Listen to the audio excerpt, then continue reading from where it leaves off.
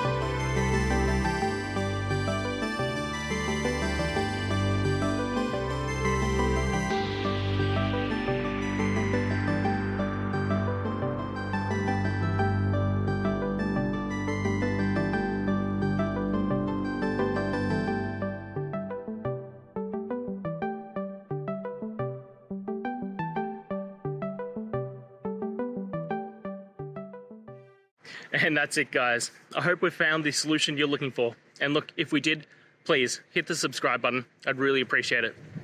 And until the next time you need technical help, I hope you have a good one.